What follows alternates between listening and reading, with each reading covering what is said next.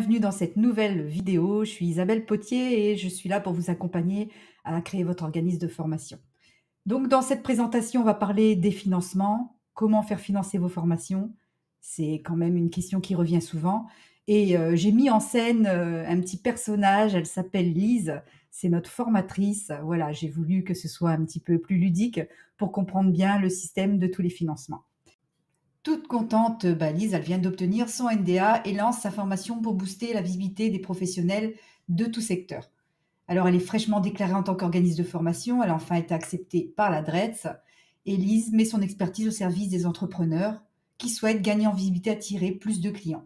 Sa formation est spécialement conçue pour aider les professionnels à développer une stratégie de communication efficace et optimiser leur présence en ligne sur les réseaux sociaux. Voici son tout premier client, Pamela, un professionnel indépendant. Alors, un professionnel indépendant, c'est bien évidemment un professionnel qui a un statut, qui a un SIRET, et il travaille seul, hein, il n'emploie pas de salariés. La formation de Lise, c'est l'opportunité pour Pamela, hein. Pamela, elle travaille à son compte, elle est esthéticienne, elle est très intéressée par cette formation, ça lui permettrait d'attirer une clientèle ciblée et d'augmenter son chiffre d'affaires. Alors très vite, hein, Pamela lui demande si la formation, bien évidemment, est finançable. Et Lise, eh bien là, s'aperçoit que malgré qu'elle a le numéro de déclaration d'activité, elle ne peut pas répondre à la demande de sa cliente. Elle constate qu'en plus, qu'elle a de plus en plus de demandes d'autres clients. Maintenant qu'elle est reconnue en tant qu'organisme professionnel, voilà, ça attire de nouveaux clients qui, bien sûr, hein, dit professionnel, dit finançable. Alors, j'insiste sur ce point, le NDA ne donne pas accès au financement. Il faut être vraiment clair avec ça. Si vous avez entendu parler que chouette, vous avez votre numéro, maintenant vous pouvez faire financer vos formations, c'est impossible. Le NDA, c'est un sésame pour exercer, point final. Ça s'arrête là. Il permet également d'être exonéré de TVA, mais seulement dans le cas si vous êtes assujetti à la TVA. Sinon, voilà, ça s'arrête juste à ce cadre-là et ça vous permet d'avoir le droit d'exercer en tant que professionnel de la formation ou alors en tant que sous-traitant. Notre chère Lise, sans perdre de temps, elle se dirige droit vers le portage Calliope qu'elle a entendu parler. Donc, elle a appris qu'en s'associant avec un organisme certifié Calliope, elle pourrait emprunter, entre parenthèses, hein, leur certification pour que ses clients à elle financent sa formation. Malheureusement, très vite, elle réalise que ce n'est pas ce qu'elle veut, car en faisant ce système-là, c'est adieu à l'autonomie. En effet, ses clients ne seraient plus directement les siens, ils deviendraient obligatoirement les clients de l'organisme certifié Calliope. Ce serait moins rentable également pour elle, elle devrait reverser une belle somme quand même à l'organisme qui lui fait ce portage Calliope. Là, Lise, elle comprend qu'il vaut mieux avoir sa propre certification Calliope. Alors, après mûre réflexion, Lise, elle se décide et elle franchit le cap en passant la certification Calliope. C'est dans la poche. Et ce choix lui permettra d'ouvrir la voie des financements pour faire financer sa formation. Et voilà, comme ça, elle va pouvoir répondre à la demande de ses clients. Alors, vous pouvez imaginer sa joie, son excitation à savoir que maintenant c'est fait, elle a son Calliope et que là, voilà, tout est ouvert et tout roule.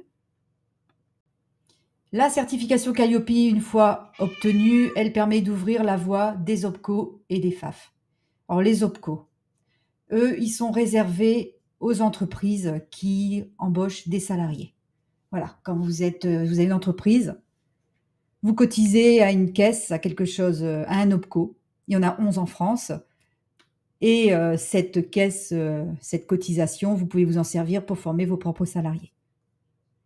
Ensuite, on a le dispositif FAF, c'est la même chose, sauf que celui-là, il est réservé pour les indépendants. Donc, si vous êtes, par exemple, esthéticienne, ce sera le FAFCA.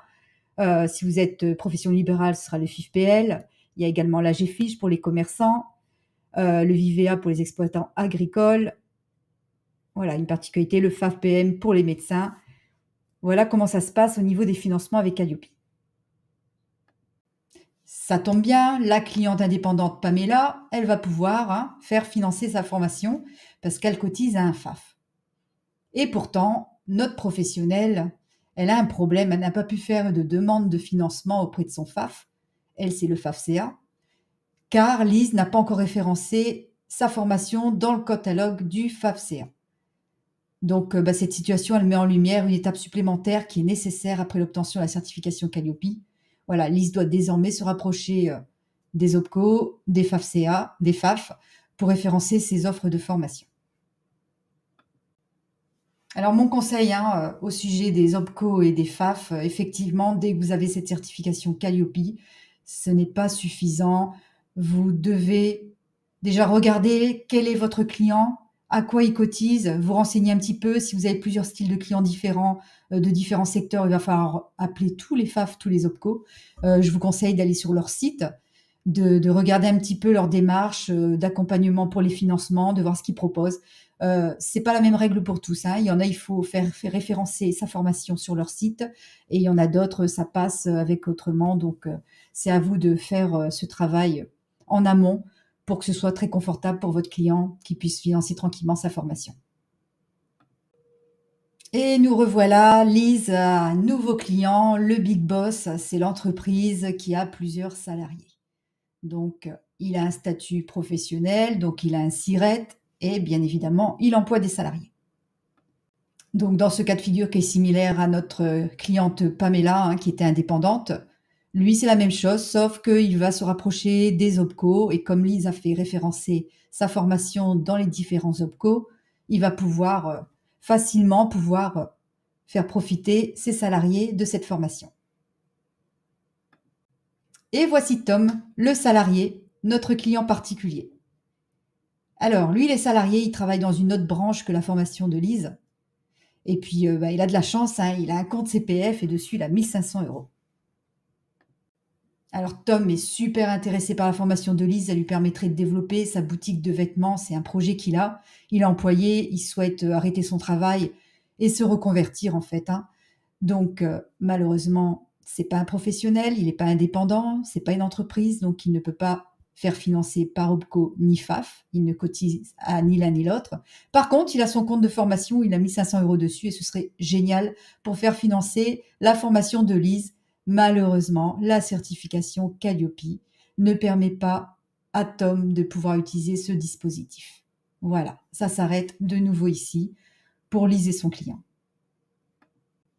Alors Tom est très embêté, parce que quand même la formation de Lise, elle est vraiment très bien pour lui, quoi. Donc il a une idée, il se dit: «Tiens, je vais contacter mon employeur, je vais demander à mon boss, voir s'il y a possibilité, mon boss avec son OPCO à lui, il va pouvoir me financer la formation de Lise». Malheureusement, ce cas de figure n'est pas pris en compte car ça ne fait pas partie du même secteur d'activité. C'est pas une formation pour améliorer les compétences du salarié au sein de l'entreprise. Donc, le patron refuse. Voilà, ce n'est pas possible de ce côté-là non plus. Lise s'interroge de nouveau et elle se rend compte que pour faire financer la formation avec un compte CPF, il faut que celle-ci soit inscrite au répertoire national des certifications professionnelles, RNCP ou RS, à France Compétences. Bien sûr, sans perdre de temps, Lise se rapproche de France Compétences afin d'obtenir une inscription de sa formation au fameux répertoire national des certifications professionnelles. Cette démarche est complexe. Elle nécessite un délai assez important. Généralement, il faut compter entre 9 mois, 12 mois, si tout se passe bien, s'il n'y a pas un refus, s'il n'y a pas des demandes complémentaires, des choses comme ça. Alors, bien que cette solution soit longue, c'est vrai qu'elle offrirait une reconnaissance officielle à la formation. Sa formation, elle serait déposée et reconnue comme quoi elle apporte une certification. C'est un titre très important au niveau de l'État. Voilà. Mais les démarches très longues, Lise ne peut pas faire ça pour l'instant. Alors Lise, toujours aussi déterminée, elle n'a pas dit son dernier mot. Pour permettre à ses clients d'utiliser le CPF, Lise, elle peut envisager une solution astucieuse, faire un partenariat avec un organisme. Donc cet organisme est déjà inscrit, il a déjà un titre RNCP ou RS chez France Compétences. Donc il va pouvoir, lui, sous-louer sa certification. Comme ça, Lise, elle va pouvoir faire passer ses clients et ils vont pouvoir utiliser leur compte CPF. Alors à savoir que ce partenariat implique des coûts par apprenant, ça dépend des organismes de formation, et aussi à savoir, Voilà, si elle trouve bien évidemment un partenaire pour faire ça. Alors, il reste une dernière solution, bah, c'est que Tom se finance la formation à ses propres frais et là, Lise pourrait lui dispenser sa formation. Toutefois, à savoir que dans le code du travail, toute personne qui réalise une formation qu'elle paye avec son propre argent, c'est soumis à une réglementation spécifique. Voilà, la formation, elle doit soit être enregistrée au répertoire national de certification, donc elle doit être CPF, c'est pas le cas de celle de Lise, ou elle doit être reconnue dans une classification de convention collective, c'est pas le cas de Louise, ou elle ouvre des droits à une certification de qualification professionnelle de branche ou d'interbranche, c'est pas le cas de la formation de Lise. Donc sachez que pour être réglementaire, vous ne pouvez pas former des particuliers à vos formations avec un simple NDA. Et voici Annie, notre cliente demandeur d'emploi. Donc elle est au chômage, indemnisée ou non, ou elle n'a pas encore travaillé. Et bien sûr, elle recherche un emploi. Pour permettre à des demandeurs d'emploi comme Annie de financer sa formation, Lise doit faire référencer son offre auprès de France Travail. Pour ce faire, elle devra créer un compte sur la plateforme Keros.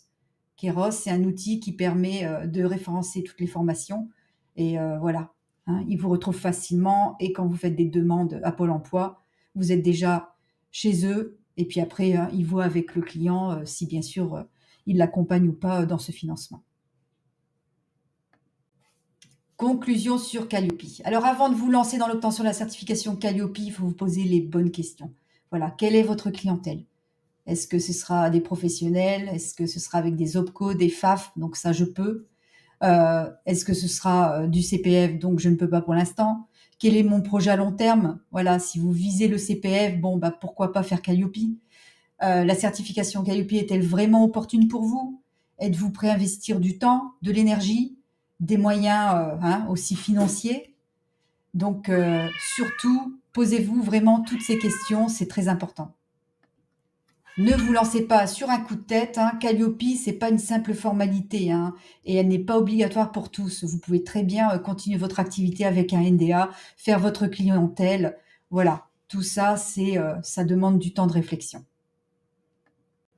Alors, si vous souhaitez en discuter avec moi, vous avez un projet Calliope, mais vous savez pas encore de trop, vous pouvez prendre une visio, c'est gratuit, on échangera ensemble, je regarderai la viabilité de votre projet, on regardera, voilà, si ça va être opportun pour vous, si vous allez pouvoir utiliser les OPCO, le FAF, voilà, cibler votre clientèle, si vous avez un projet CPF, voir s'il est faisable pour le style de formation que vous dispensez. Voilà, cette visio est gratuite. N'hésitez pas aussi à me contacter par WhatsApp et je vous remercie beaucoup pour votre temps. À très bientôt.